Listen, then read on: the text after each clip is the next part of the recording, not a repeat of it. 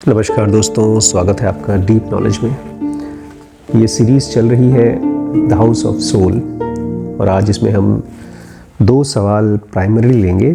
सबसे पहला, जब बहुत ज़्यादा डर, फियर और एंग्जाइटी होता है तो उसको कैसे डील कर सकते हैं, और दूसरा, इसी समय इसी वक्त अगर भगवान है तो कहाँ है।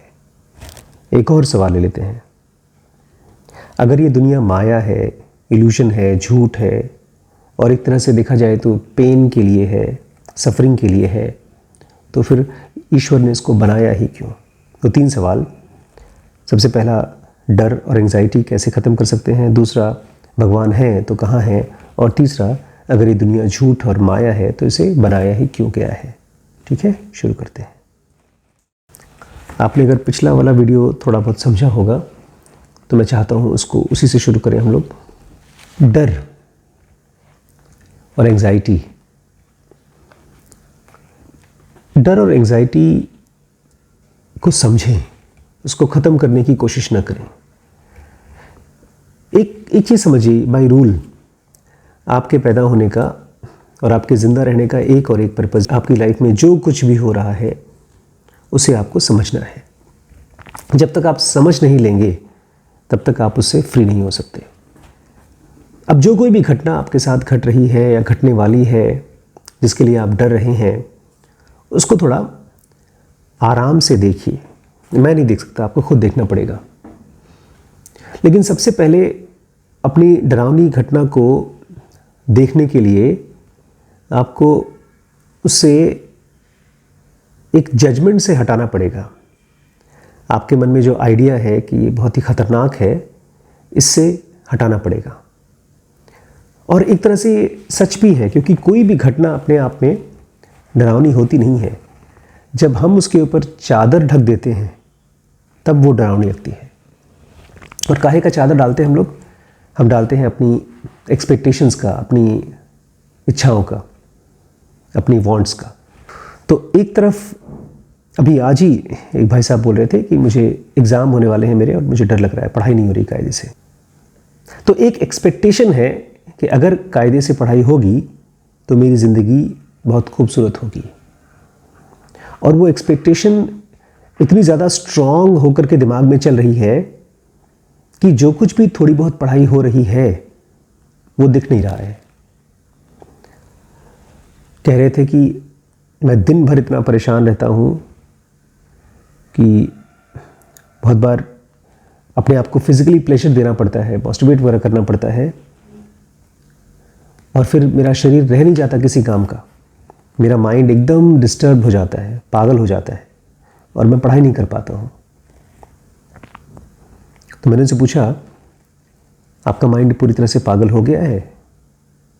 बोलते नहीं सर, हो जाता है। मैंने पूछा, हो गया है? इस समय अगर पागल हो गया है तो मेरी बात कैसे सुन पा रहा है? उसको हिंदी की भाषा कैसे समझ में आ रही है? एक आदमी अगर कोई बेहोश है या पागल है तो वो नहीं समझ पाएगा, लेकिन आप समझ पा रहे हैं। इसका मतलब अभी भी आपके मन में थोड़ी बहुत इंटेलिजेंस बची हुई है,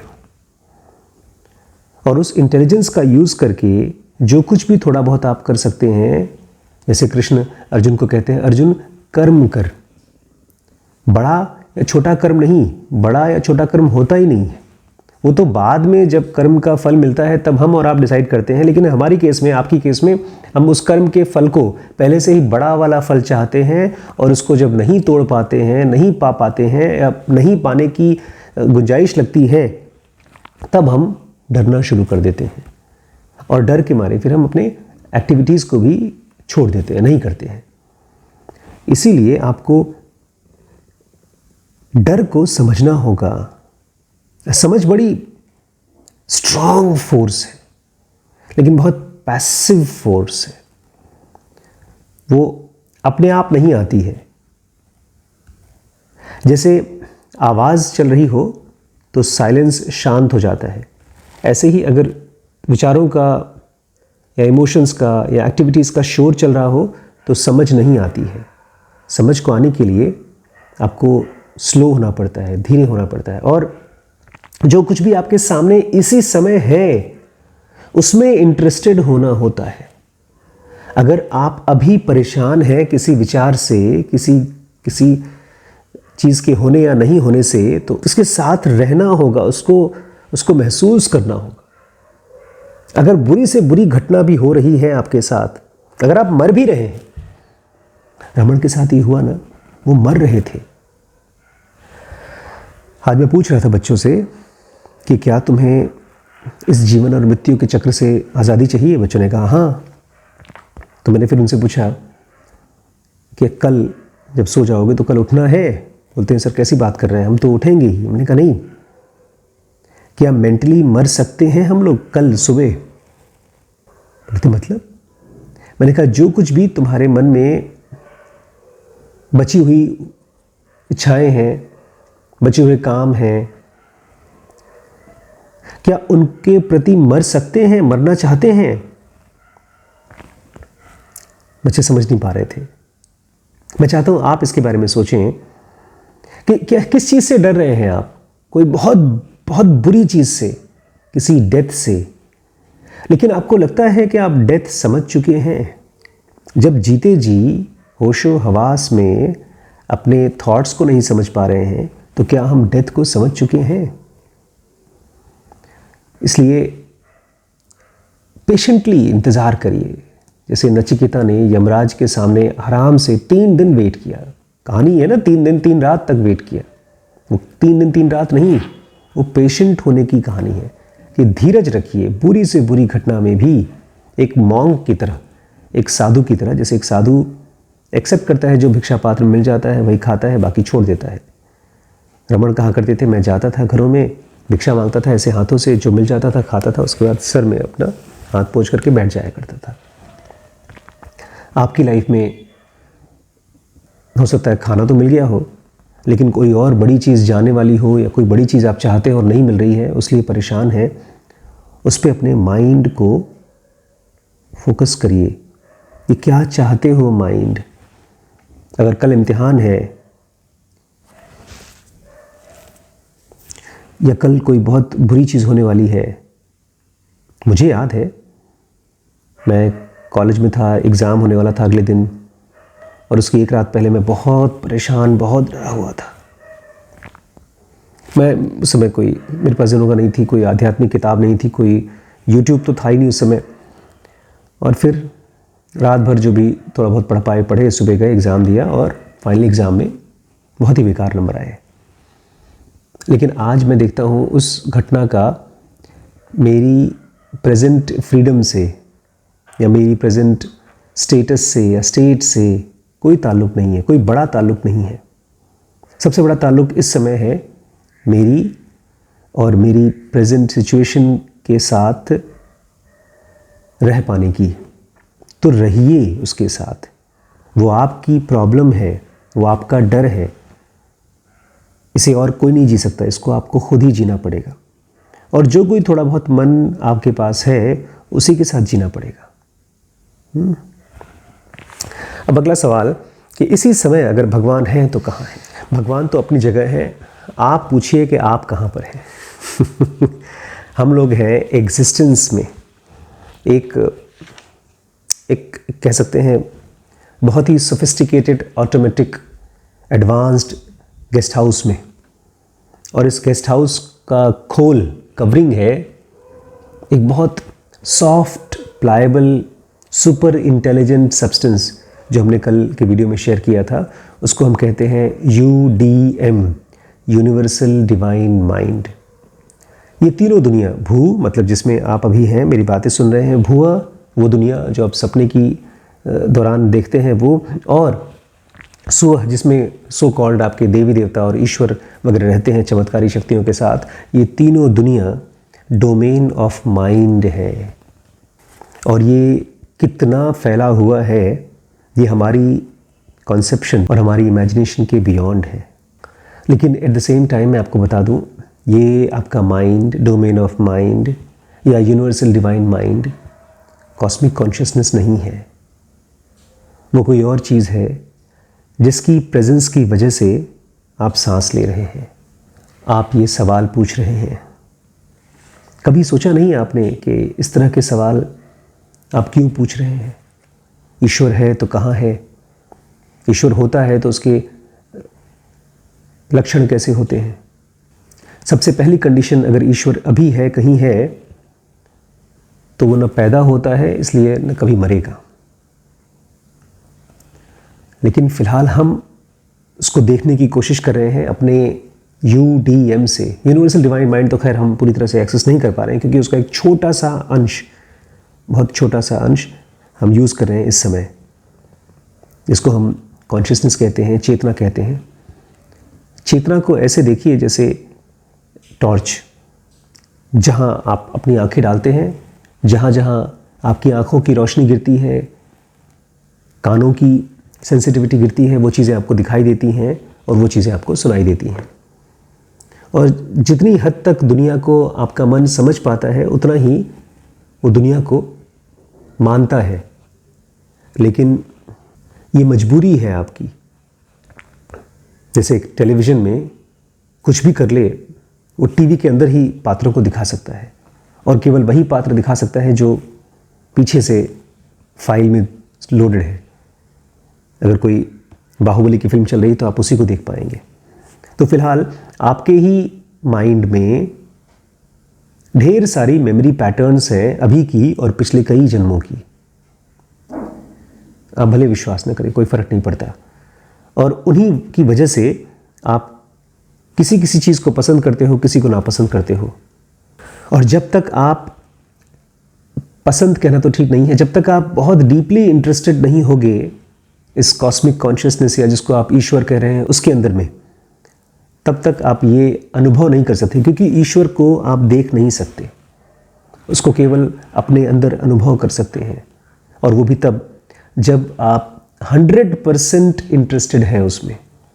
कैसे पता चलेगा कि आप 100% इंटरेस्टेड हैं?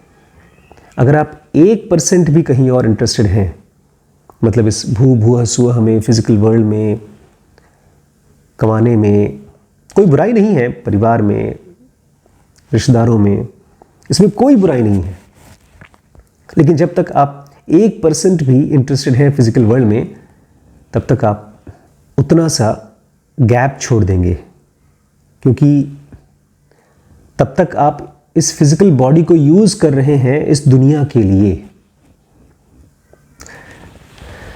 ईश्वर एक बहुत बहुत फैली हुई भाव है जो सब जगह है। लेकिन उस भाव को एक्सपीरियंस करने के लिए आपको छोड़ना पड़ेगा ये जो किनारा आपने पकड़ रखा है इस दुनिया के साथ, और इसको आप खुद को खत्म करके भी नहीं छोड़ सकते। इसको केवल पहचान सकते हैं आप जब आप अपने विचारों को देखते हैं और उसको समझने में इंटरेस्टेड होते हैं, केवल तब।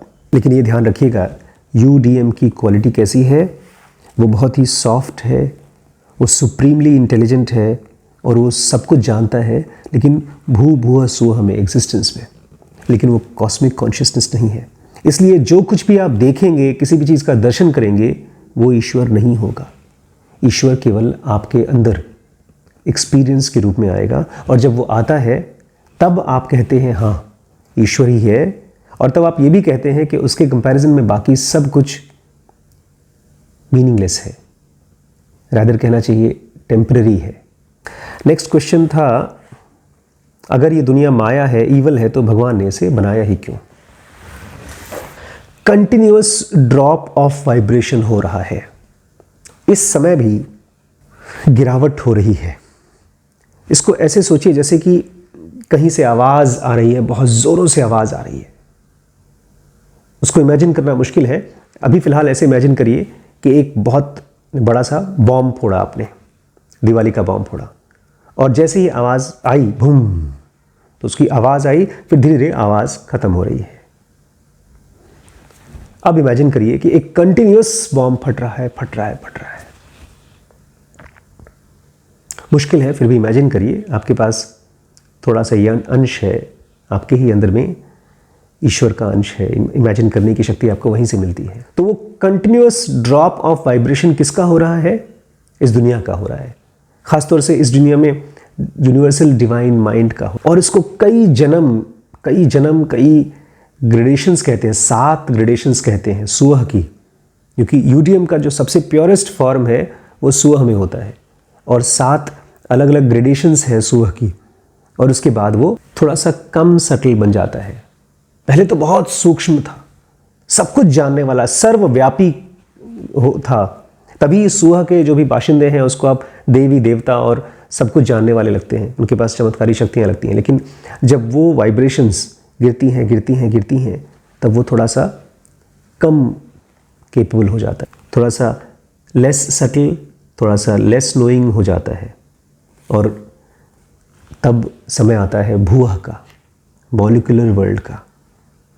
और उस यूडीएम को पता है अब क्या कहते हैं? उसको कहते हैं मूल प्रकृति। कभी सर्च करिएगा, व्हाट इज़ मूल प्रकृति। प्रकृति नहीं है, अभी प्रकृति आया नहीं है। सबसे प्योरेस्ट फॉर्म होता है इस फिजिकल वर्ल्ड का मनस, और जब मनस थोड़ा और कंफ्यूज्ड होता है, थोड़ा और कम हो जाता है, थोड़ा सा और सख्त हो जाता है, तो बनता है मूल प्रकृति। और इसको अंग्रेज़ी में हम लोग कहते हैं प्राइमॉर्डियल मैटर। मैटर मतलब कोई चीज़ जो आती है, रहती है और जाती है, लेकिन वो सबसे प्राइमरी मैटर जो ऑल नोइंग नहीं होती है, जो लिमिटेड होती है, वो है मूल प्रकृति। और ये दोनों जो डिस्क्रिप्शंस मैंने आपको दिए हैं, यूडीएम और मूल प्रकृति, ये आधी अधूरी है, इसकी कल्पना करना हमारे लिए पॉसिबल नहीं है। लेकिन फिर भी समझ के लिए, जैसे साइंटिस्ट इन्फिनिटी को एक डिज़ाइन करके दिखा देते हैं, ज़ीरो को एक शून्य बना देते हैं, वो केवल कन्वीनियंस के लिए, समझ के लिए।